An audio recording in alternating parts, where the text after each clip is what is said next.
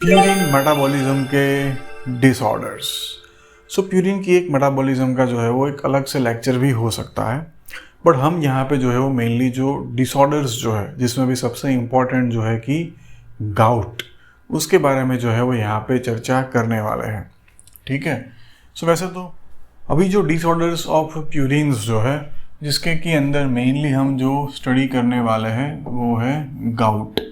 इसके ऊपर से केस आने के चांसेस जो है वो बायोकेमिस्ट्री में सबसे ज़्यादा है, क्योंकि गाउट के इंसिडेंस जो है वो भी ज़्यादा देखने को मिलते हैं।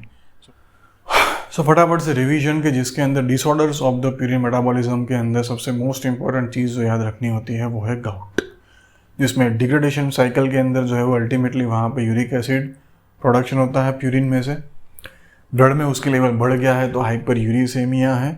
अगर जॉइंट के अंदर डिपॉजिट होता है और आर्थराइटिस करता है तो वो गाउट है। गाउट दो तरीके के हैं, प्राइमरी, सेकेंडरी। प्राइमरी में एंजाइम से रिलेटेड याद रखना है, 3 बढ़ने वाले एंजाइम, 2 कम होने वाले एंजाइम। बढ़ने वाले में जो है वो फॉस्फोराइबोजाइल अमाइनो ट्रांसफरेज का एक्टिविटी बढ़ जाना, या फिर PRPP सिंथेटेज की एक्टिविटी बढ़ जाना, जिससे अल्टीमेटली जो है वो प्यूरिन का प्रोडक्शन बढ़ेगा और उसके कारण जो यूरिक एसिड बढ़ेगा। दूसरा हम याद रखते हैं ग्लूटाथायोन रिडक्टेज की एक्टिविटी बढ़ जाना, कि जिसके कारण HMP शंट जो है वो ज़्यादा होता है और उसके कारण जो है वो PRPP का प्रोडक्शन बढ़ता है।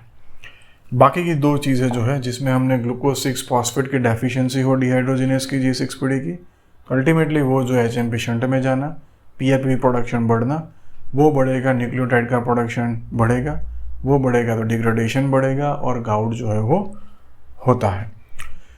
सेकेंडरी गाउट के अंदर बात करो, यूरिक एसिड बाहर निकलता है किडनी के थ्रू। अगर किडनी ही फेल है तो बाहर जा नहीं पाएगा, तो उसके कारण यूरिक एसिड का प्रोडक्ट वहाँ पे जो है वो कॉन्सेंट्रेशन बढ़ जाएगा। किसी भी तरीके का अगर कोई कैंसर है तो कैंसर के अंदर भी सेल का टर्नओवर बढ़ता है, तो अल्टीमेटली जो है वो न्यूक्लियोटाइड्स जो है उनका प्रोडक्शन और डिग्रेडेशन बढ़ता है और उसके कारण जो है वो गाउट होने का चांसेस है, क्योंकि यूरिक एसिड का प्रोडक्शन वहाँ पे ज़्यादा होगा।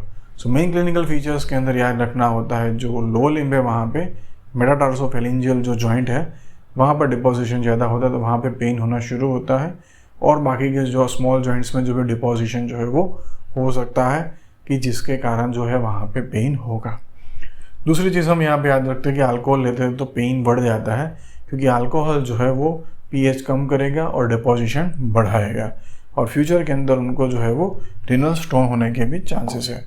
और ट्रीट के अंदर सिंपली हम याद रखते हैं कि उनको जो है वो अपने पेन रिलीव करने के लिए जो है वो एनसाइड्स के, जिसमें एस्पिरिन वगैरह जो है वो हाई डोज में दे सकते हैं।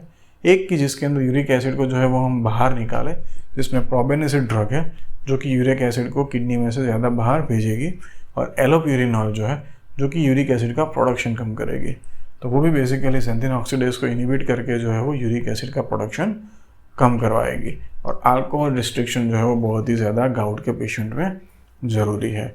तो आई थिंक हमने जो है वो फटाफट से रिवीजन भी कर लिया। Thank you.